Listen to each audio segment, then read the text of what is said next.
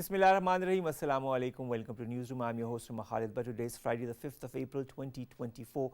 And these are the stories that we will be highlighting during the course of the show. We'll begin with an article that has come in the British Daily Guardian that talks about Indian nefarious designs to spread terrorism in the region. It has quoted intelligence sources in India and saying that the Indian government has assassinated individuals in Pakistan.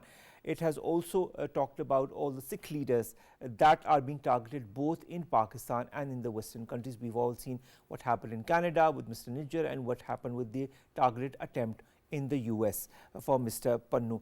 The article also reveals that India is spreading terrorism abroad, especially in Pakistan, and said that Modi has direct control over the Indian intelligence agency. On that and more will be discussed in our first segment. Our second story concerns Tehreek-e-Taliban Pakistan and Pakistan ruling out talks with the militant organization. Now, an Afghan leader had urged the TTP and Islamabad to sit together and negotiate for peace, but the Foreign Office has ruled out any talks with the militant groups. Now, this happened because on Wednesday, Muhammad Nabi Umari, who is the Deputy Interior Minister of the interim Afghan Taliban government, made the remarks in an iftar gathering. He said, "We asked the government of Pakistan advise our brothers that are the TTP who are fighting with them to come together and talk," although he did not address the presence of TTP in Afghanistan. This is going to be our second story. Our third story concerns day 182 of the Israel-Palestine conflict as is further escalating, although the United Nations Human Rights Council has adopted a resolution that was put forward by Pakistan under the ambit of the OIC, calling for Israel to be held accountable for possible war crimes and crimes against humanity committed in the Gaza Strip. Also, Israeli Prime Minister Benjamin Netanyahu says that it will allow the country will allow temporary aid deliveries via crossing in the northern Gaza Strip to ensure the continuation of the fighting and achieve the goals of the war, quote unquote. Now, US President Joe Biden has also, in a telephonic conversation that lasted 30 minutes with Netanyahu, has told him to empower his negotiators to conclude a deal without any delay. He has also made it clear that US policy with respect to Gaza will be determined by the Israeli assessment or US assessment of Israel's immediate action to curtail the killing of the civilians, as we've seen it has been happening, and aid workers and improve the dire humanitarian situation. This, of course, all happens in the context of the charity organization whose 7 workers were mercilessly killed by Israel, and of course they belong to different nationalities. Had they been just Palestinians, it would have been a different case altogether. Finally, ladies and gentlemen, we are going to talk about the universe that is still expanding at an accelerating rate, but it may have slowed down recently compared to a few billion years ago. Is it becoming gold? This will be discussed in our last story.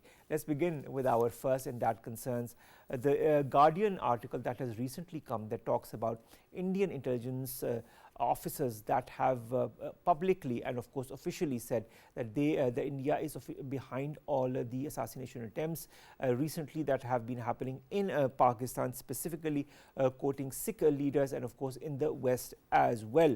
The nefarious designs of India, of course, now have finally been unearthed officially, although we all know what they have been doing.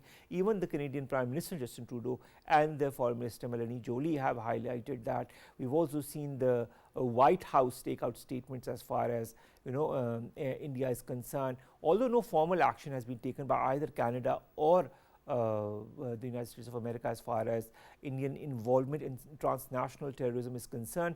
Nevertheless, the fact that leading dailies such as The Guardian writes about this is eminent proof of what India actually is doing.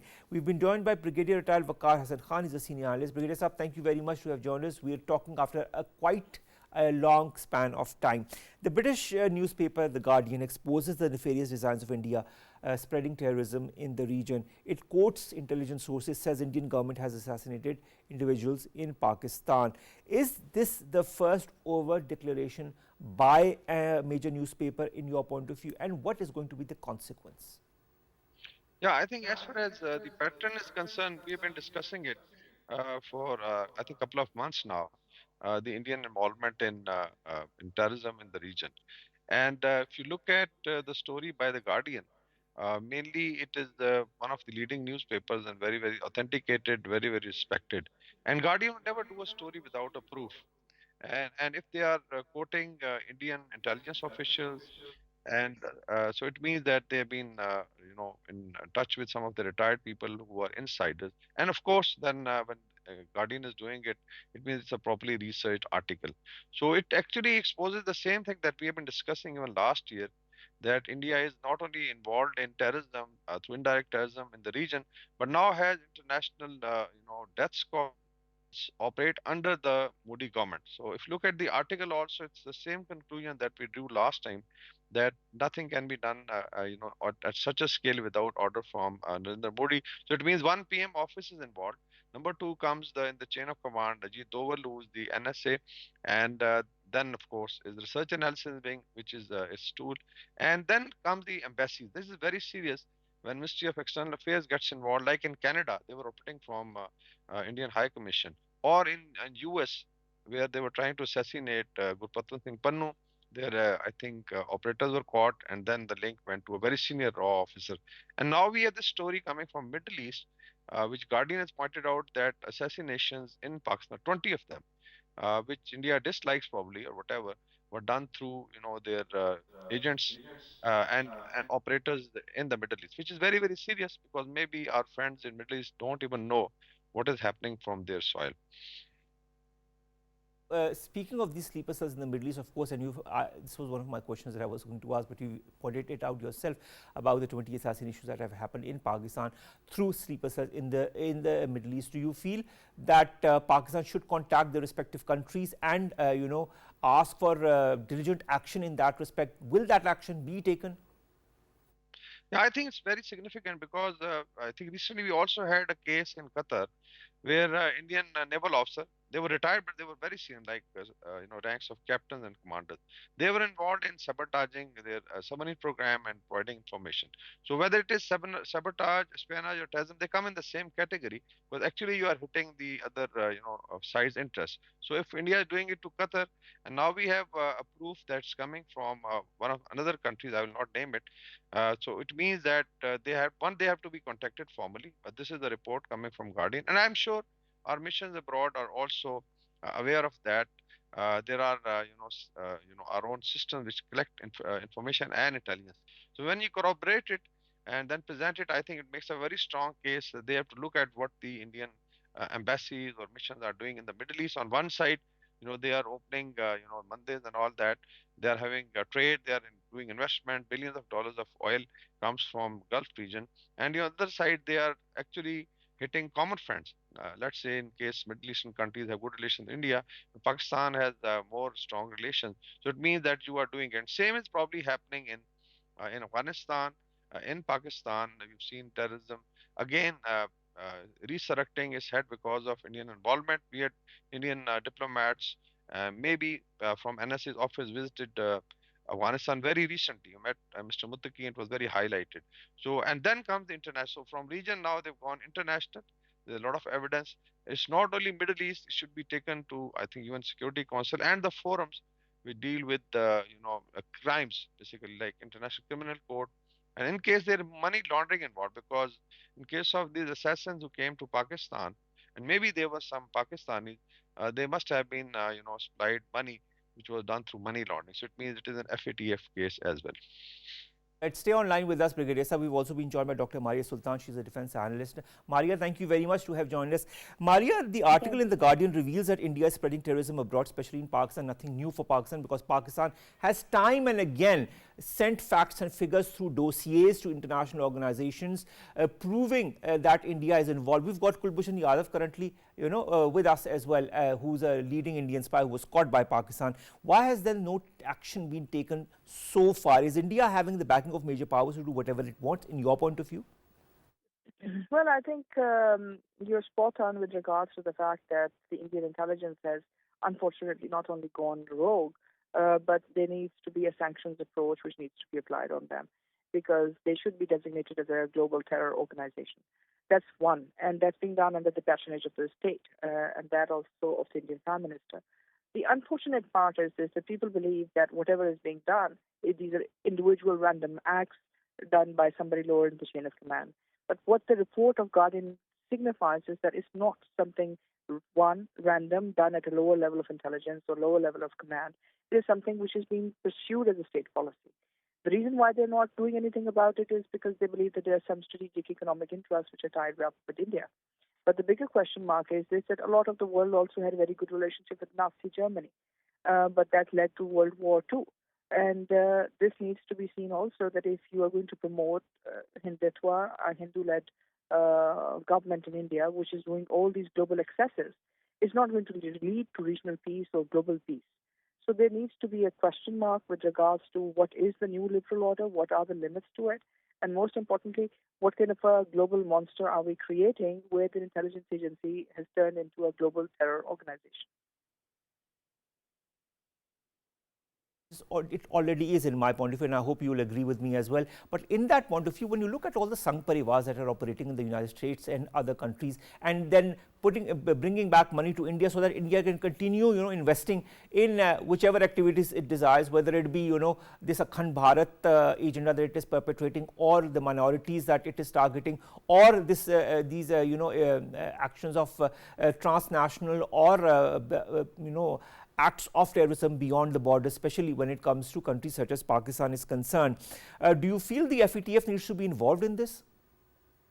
It's not a question of, whether the FATF needs to be involved. 100% the FATF needs to be involved. You see, what is the point of talking about global terror financing when the state itself, one of the leading members of the FATF itself, is actually promoting this under state patronage? You see, earlier we have been dealing with individual acts, there have been some command issues, whatever you can call. But there's always been an official state policy, by all those who have subscribed to FATF, not to pursue certain policies. But what we have seen in the case of India is that the entire Indian state is under transformation, where Hindutva as an ideology is creating terrorism, one. Secondly, they are not only just creating terrorism, they're financing global terrorism. Hence, these global restrictive measures, which are supposed to stop terrorism, have to ensure that they are of some value and they're actually carrying out certain action. If not, nothing is going to happen. Dr. Wali, what should be the counter-terrorism strategy as far as Pakistan is concerned vis-a-vis India? Do you feel we need to go above and beyond what we've been doing beforehand, like giving dossiers and talking to our brotherly countries about it, and of course highlighting the facts and figures to important global players in the West? What does Pakistan need to do in order for this to stop? Well, you see, the thing is that one, we have to be cool-minded about it. Number two, we will have to take legal action, because if you don't take legal action, it cannot be pursued and just become opinions. And opinions, as we understand, have got limited value in global affairs. So what we need to do is that one, create legal action, number two, create points of action, and number three, execute them. And number four, rally with all those countries which have been affected by this, terror wave by a rogue intelligence agency of India, that they are going to be held responsible for it. And if not, this is something which is going to be a big question mark, because you see, there are Indian citizens in almost all parts of the world. So tomorrow, if Indian intelligence is going to go and kill different Indian citizens in different parts of the world, then it means what would be the global homeland security of each individual state? This is going to be a big question mark. So, the rooster is going to come home, and once it comes home, it's not going to be a pretty picture. So there are bigger question marks. There are lots of global agencies which need to be activated.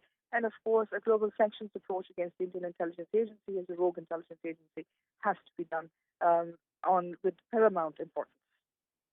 Malia, kindly stay online with us. We also have another guest with whom we're in discussion as far as this is concerned. Brigadier Waqar Hassan Khan, what in your point of view needs to be the global action taken in the wake of the article by Guardian? It is not as if, the global agencies did not know what India is doing or perpetrating. But now that it comes to the forefront, now that the public is also reading it, do you feel there will be some kind of an action taken?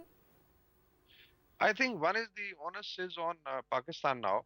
I'll just quote you example of President Tayyip Erdogan or Turkey, how they pursued the Gulenist movement. Although they were not really conducting acts of terrorism, but the state considered them to be anti-state, anti-Turkey. And I think every individual country was contacted by their diplomats, even at very high level. Whenever I think President Erdogan came to Pakistan, he put forward this issue of the school run by the Gulenist movement or Gulen. So it means that when you have a very strong evidence there's something which affects the state or is anti-state and it is residing outside, overseas, then you pursue it. So one is, of course, It's a very strong case. Pakistan has already been doing it. So we have to build up on those years. Because now there is a pattern which is established.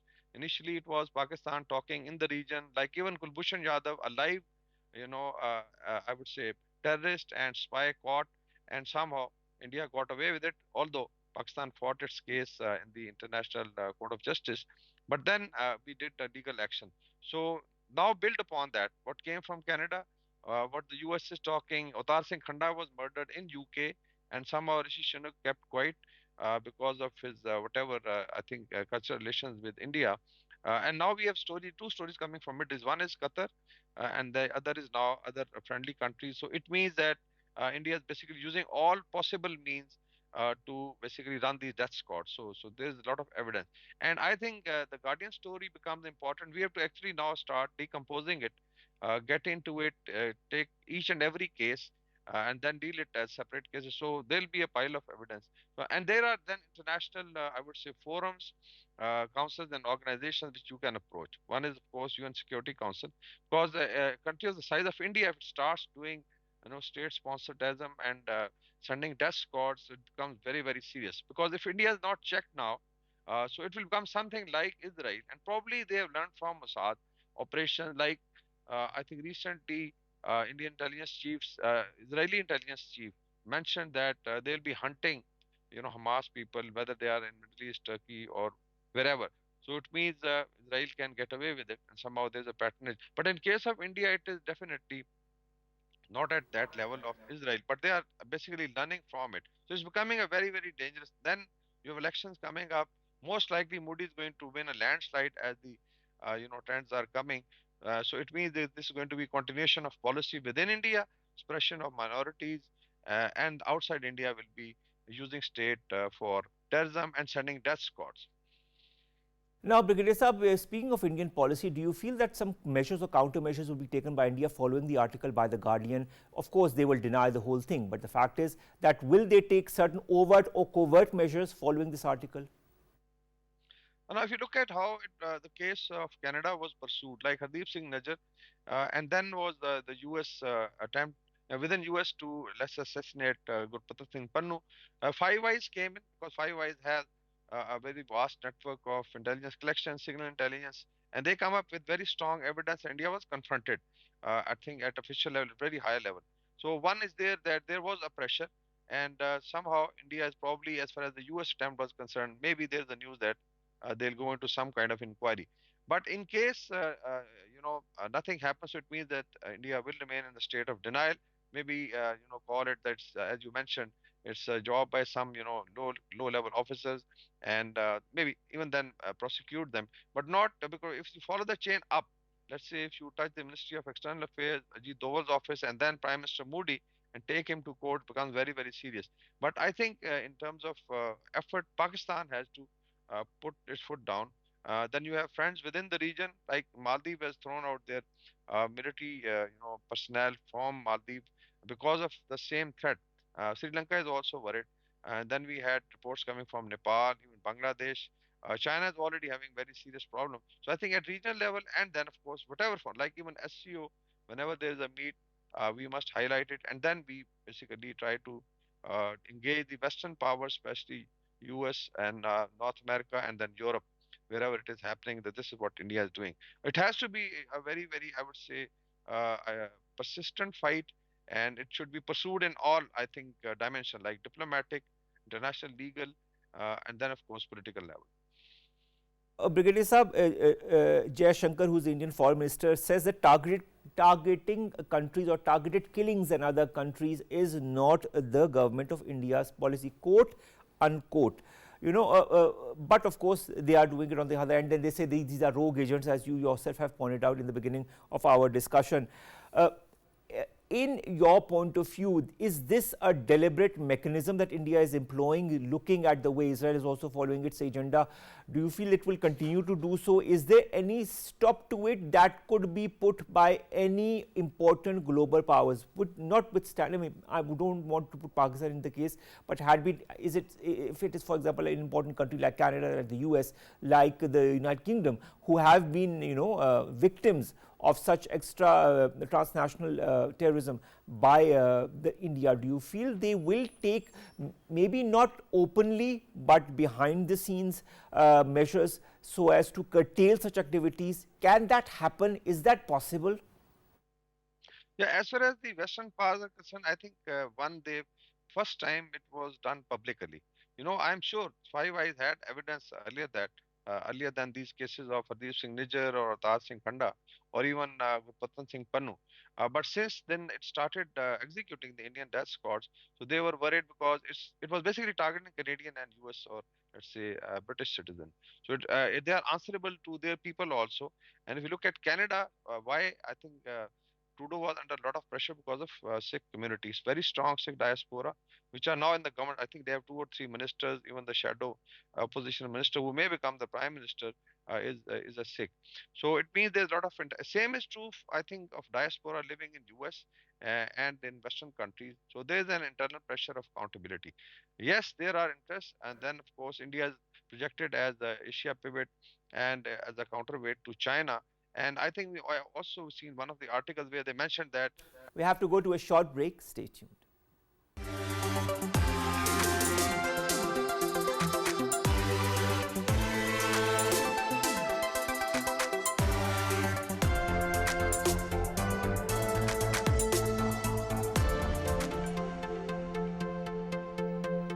Welcome back, watching Newsroom, and our second story of today concerns TTP and Pakistan that has ruled out talks with it following the quote by Mohammad Nabi Umari, Deputy Interior Minister of the interim Afghan government, who made the remarks at an iftar gathering saying that he was asking the government of Pakistan and advising his brothers of the TTP who are fighting with them to come together and talk. We've been joined by Brigadier Waqar Hassan Khan also to talk about this very important topic.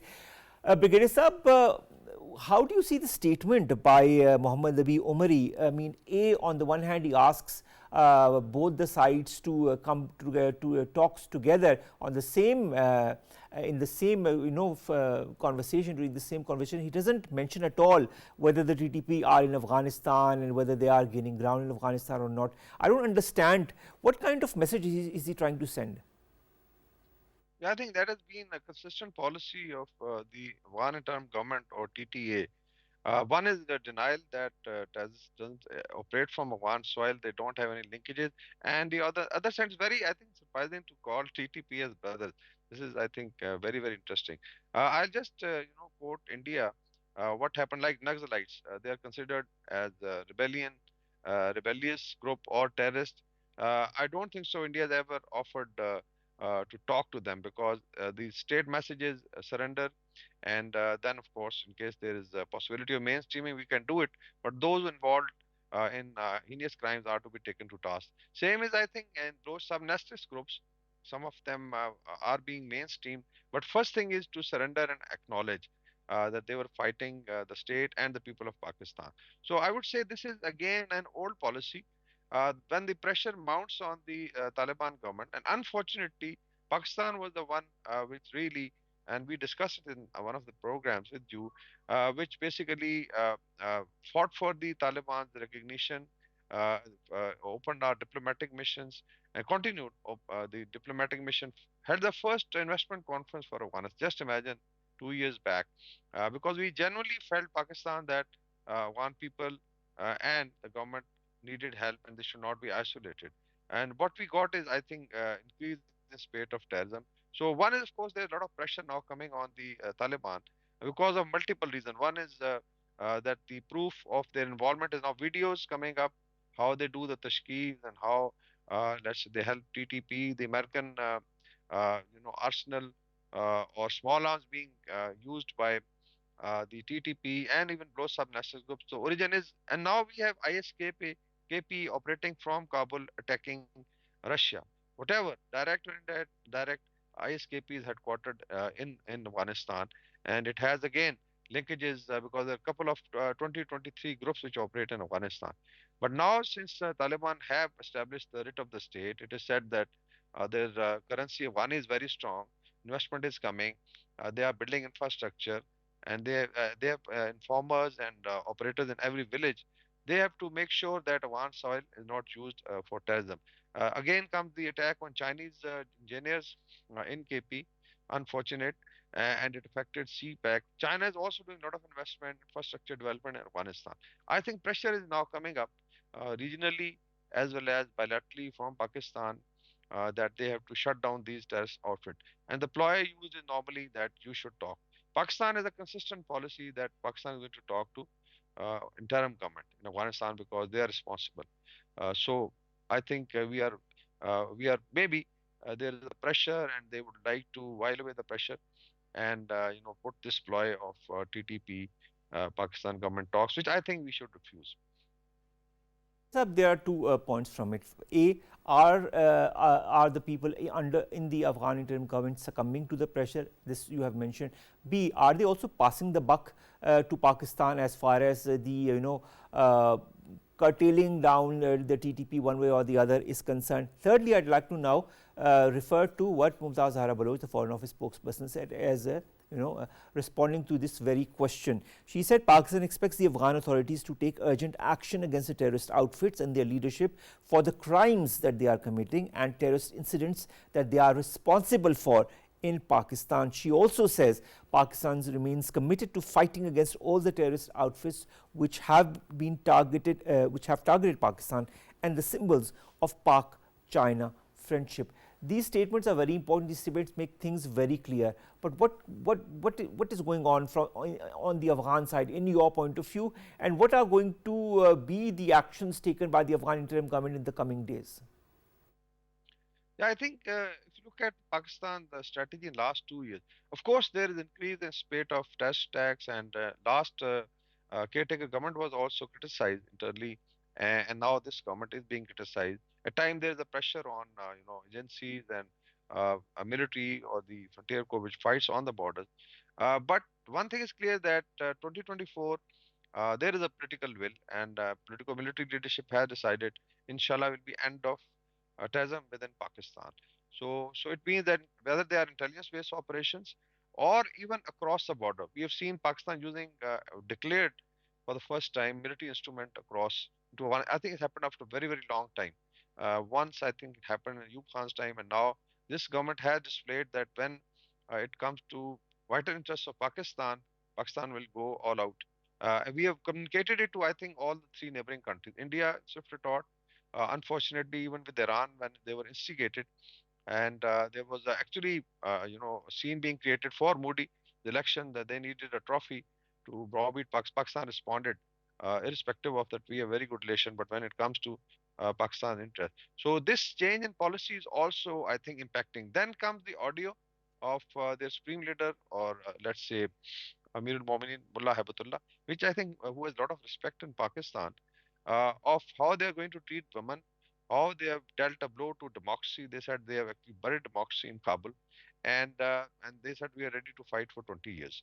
So what was the message going to international community? This was immediately followed by, I think, or maybe attack in Russia by ISKP. So there was an international, I think, hue and cry also. And then this message was deleted because of internal pressure. But this was owned by the Afghan, let's say, interim government. That yes, this was. So it means that you are going to push women folk back into a couple of centuries in 21st century. So there were backlash coming from Afghan diaspora also outside, and then international community. So there may be some realization to while away and let's say parry this pressure and come up with this idea of talks between TTP and Pakistan, which I think Foreign Office has very strongly refused and rebutted, and also asked them to actually take action because the interim government is the government in Kabul. And as I've been mentioning that unfortunately for Afghanistan, Pakistan may not be able to have a very let's say long-term policy because we have to deal with the sitting government. And we had 5 regime changes in the last 40 years, two superpowers who occupied. So it remains an unstable region. So that's why every time Pakistan has to readjust to demands of international community and our own, let's say, geopolitical requirements, Pakistan's interest. Still, Pakistan has sent the delegation for trade talks because we feel that Afghan people should not suffer. But I think the onus is on Afghan interim government to sort it out once for all, and it will, I think, benefit them. It will strengthen their rule in Afghanistan. And then, of course, they'll get connectivity. CPEC was to be laterally connected with whatever Chinese are doing. So it would benefit both countries, huge. And then, the pipelines are coming from Central Asia, they have to pass through Afghanistan. So it's a win-win situation. Now, look at the figures. 80% people in Afghanistan are now staring at starvation. And wheat season is coming. And in case Pakistan shuts down, which 25% of the grain goes from Pakistan, it could create a serious problem. Seems, Brigadier Saab, that the Afghan interim government is not understanding, because this is my final question to you as well. The Afghan government continues to deny that TTP is using the Afghan soil and have been urging Pakistan to look inwards to address their internal security problems. I'd like to refer to two things. A, Mumtaz Hara Baloch saying that Afghanistan would discuss in the 19th regular meeting of the secretaries of the security councils of the SCO. Then last week, Defense Minister Khaja Asif blames Afghanistan for not making any progress to root out terrorism and calls for further tightening of border controls. Then he also says cooperation for Kabul for tackling terrorism threat is not available. In these whole, looking at all of these comments together and jumbling them up, what do you feel Pakistan will be doing in the next couple of days or weeks? Will it be tightening its border controls? Will it be taking out other measures? What's your take? Yeah, I think in terms of policy, there's a strong will. I think 4 or 5 major things are already happening. Repatriation of illegal Afghans, there's a lot of pressure. Second phase has started.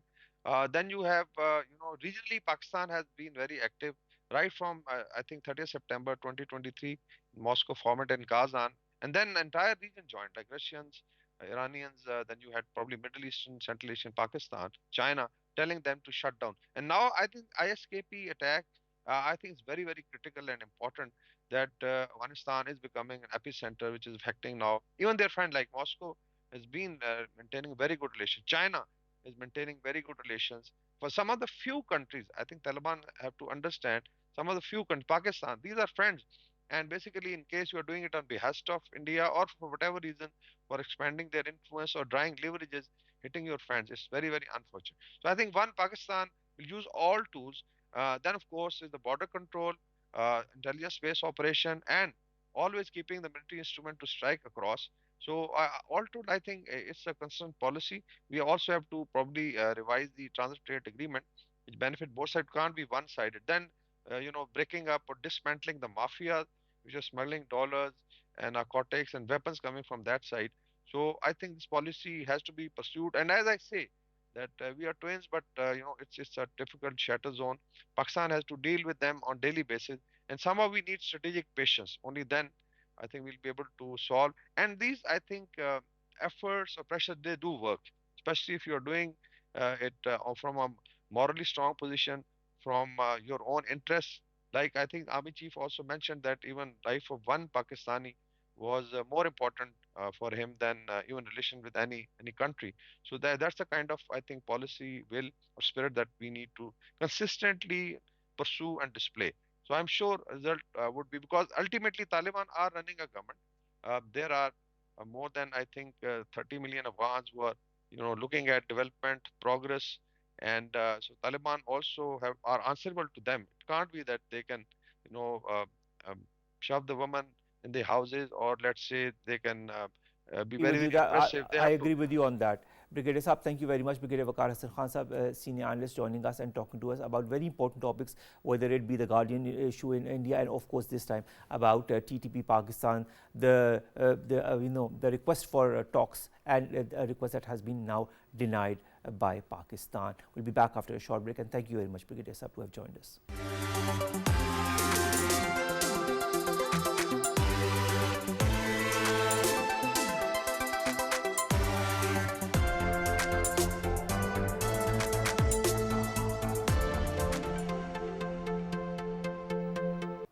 Welcome back. In our third story today, we're going to talk about day 182 of the Israel-Palestine conflict that has been going on. Although the United Nations Human Rights Council has adopted a resolution calling for Israel to be held accountable for possible war crimes and crimes against humanity committed in the Gaza Strip, and of course, this was a resolution that was proposed by Pakistan under the auspices of the OIC.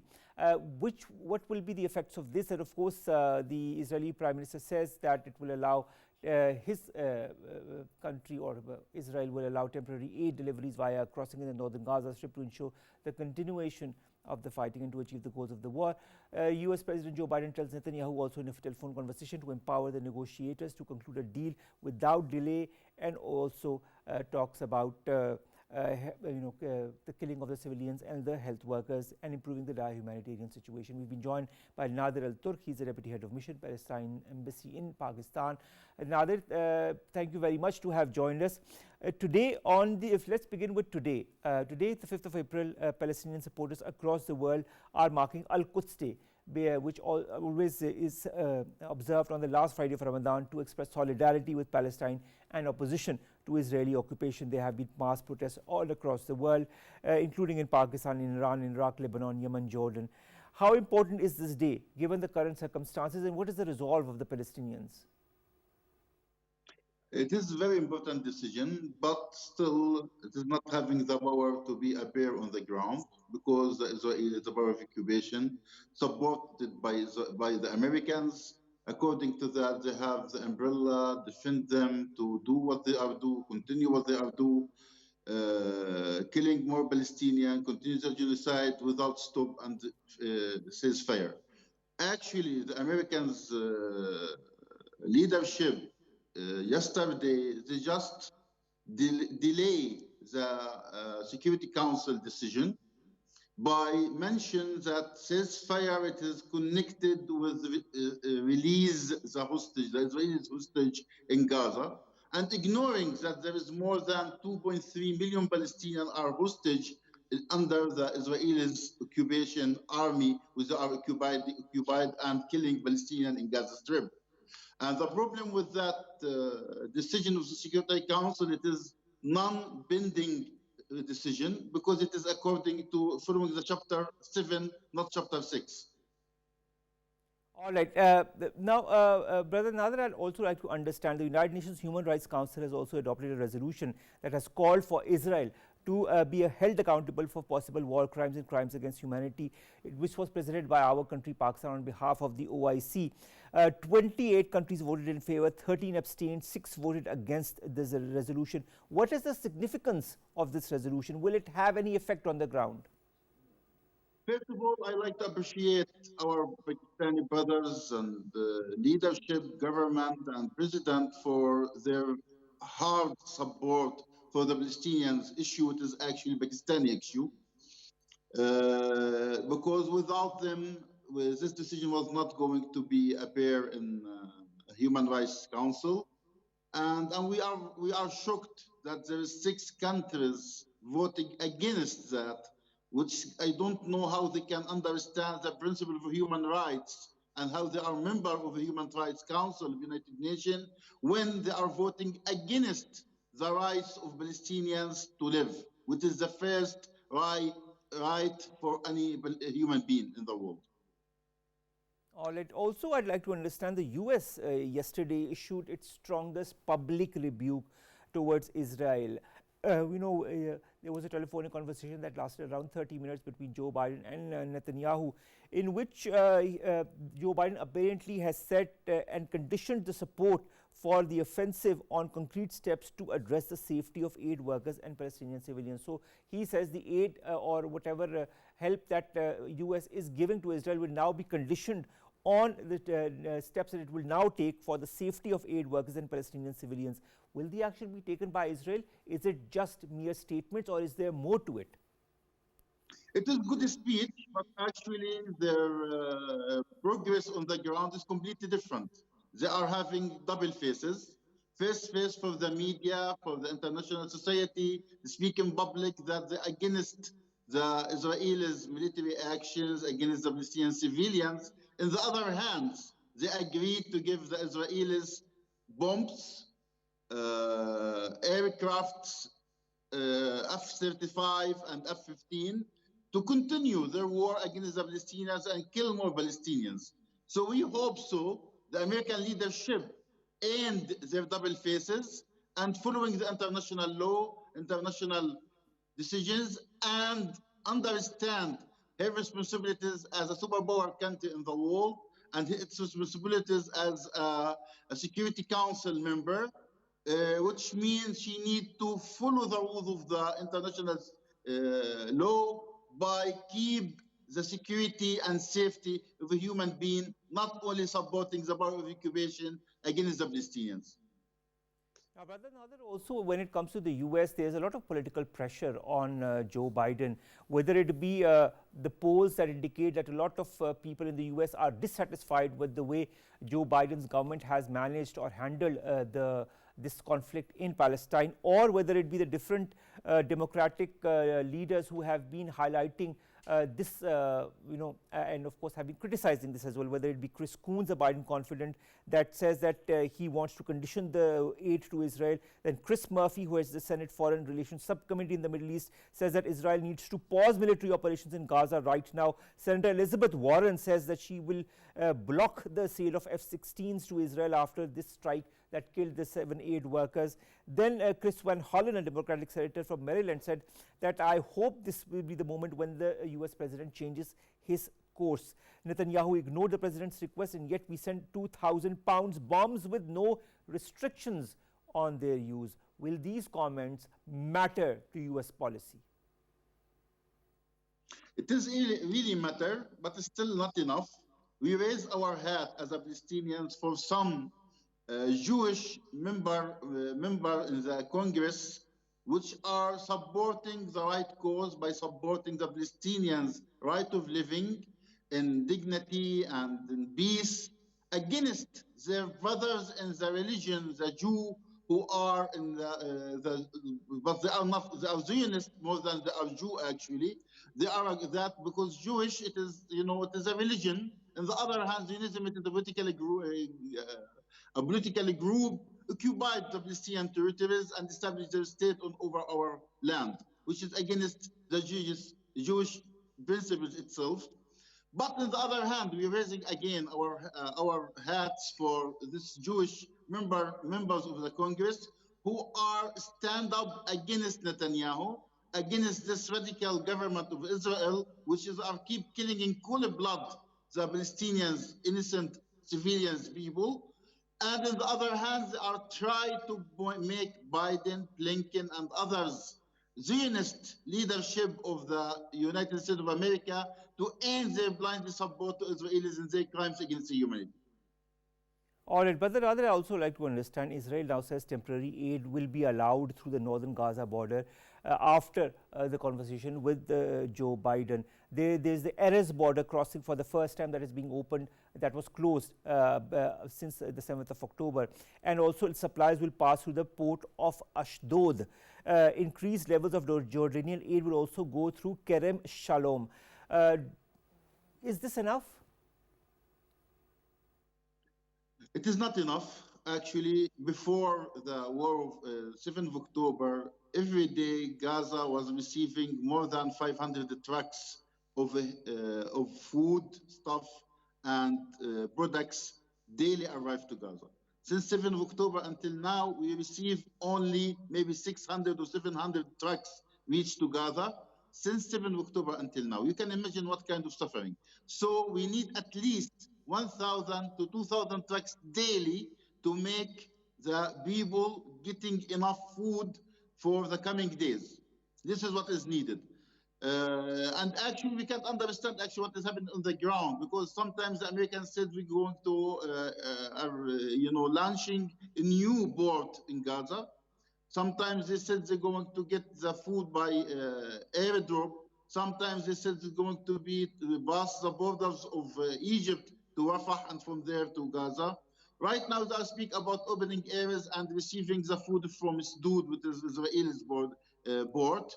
And actually, most of Gaza stuff arrived to Gaza through Ashdod, because we don't have our own port until now, because the Israelis refuse. They give us the right to have our own airport or our own seaport.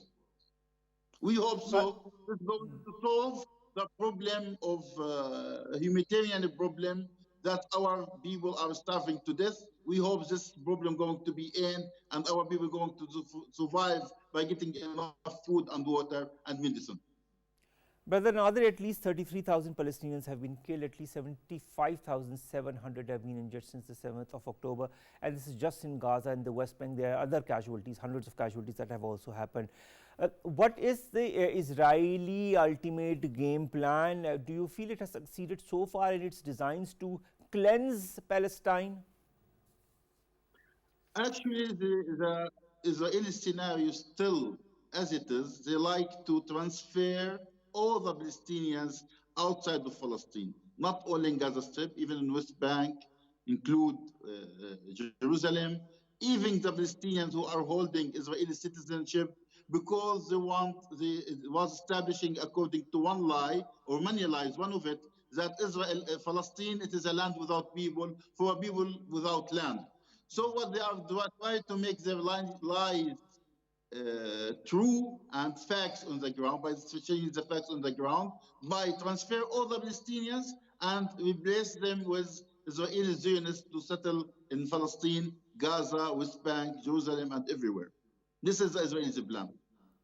Brother Nader, the Human Rights Watch releases a detailed investigation into the Israeli strike on the 31st of October last year that had killed 106 Palestinians in a 6-story apartment building. It says the attack is an apparent war crime. The 106 Palestinians included 54 children killed in the attack, and these children were playing football when they were attacked, charging their phones or simply seeking shelter. What will be happening after this? Will Israel actually ever be implicated in war crimes? It is not only a war crimes, brother. It is part of the Israeli scenarios. They destroyed hospitals, schools, universities, buildings, homes, to be sure that even when this war is going to be end sooner or later, the Palestinian people in Gaza will not find a place to continue their life because they're going to be nowhere to work, nowhere to study, nowhere to live. This is the Israelis' plan, by destroying everything to don't keep any effect or any things to support the living of Palestinian people in Gaza. So they continue what they are doing, and sadly, the Americans still deliver daily for them weapons, bombs to continue their scenario. We hope so, with the support of our Muslim Ummah, with the support of humanity, we will survive and we will continue our life in our historical homeland, land of Palestine, which we are living there since 12,000 years until now. Inshallah, we're going to continue to be there until the doomsday. Finally, U.S. State Department spokesperson Matthew Miller says the question of Palestinian statehood should be determined by direct negotiations and not at the United Nations. This was in response to a question on whether the U.S. should veto a Palestinian Authority bid for full U.S. membership. About 140 of the 193 members have already recognized Palestine as a state, but it needs to go through the Security Council. Do you see the U.S. vetoing it? And secondly, what does the U.S. mean by saying that this question of Palestinian statehood should be determined by direct negotiations? Again, we are speaking about the double face of Americans. Americans were speaking in public that the only solution is two-state solution. On the other hand, they are refusing to get a Palestinian state through getting a membership of full membership of Palestine in United Nations. Just refused that since 2012, 2011 until now, which giving us evidence that the Americans actually only supporting the Israelis, not supporting the humanity itself, not supporting the principles of human rights or the principles of international law. On the other hand, we are asking the Americans, when the international community, British and United Nations, decide to establish Israel, did they know that the establishing of Israel of Palestinian homeland was negotiating with Palestinians, or it was decision came from one side against the other side? why they are refusing the full membership of Palestinian state in the United Nations. This is This is the also, brother political Nader AlTurk, this is also something that we fail to understand on our end, as to why the request for Palestinian statehood is somehow, somewhere not involving all the countries of the United Nations, when this is a request that is very normal, and this is something that Palestine has been asking for quite some time. The two-state solution is something that is on the cards and needs to be on the cards and needs to be implemented before it's way too late. Thank you very much, Nader AlTurk, Deputy Head of Mission, Palestinian Embassy, to have joined us on this discussion on the continued barbarities of Israel on Palestine, day 182 of this conflict. Finally, the universe's accelerated expansion might be slowing down. Is the universe getting old after billions of years? This is a question that a lot of scientists are asking themselves. The universe is expanding at an accelerated rate, but it may have slowed down recently compared to a few billion years ago. These are exact measurements that have recently been done as far as the evolution of the universe is concerned, but there are a lot of question marks as to how this is going to happen and what is going to be the eventuality of this all. The preliminary findings are far from confirmed, but if they do hold up, it would further deepen the mystery of the dark energy and likely mean there is something important missing in our understanding of the cosmos. Our cosmos is so huge that it might take us even longer to understand what it is all about, but nevertheless it was interesting to see that the universe is kind of slowing down after billions of years of continued to accelerate. But of course it's interesting to understand how the universe functions, and we'll continue to update you on that. With that, we come to an end of today's newsroom. We'll see you inshallah on Monday with news stories that pertain to us, you and Pakistan. Have a wonderful weekend. Allah Hafiz.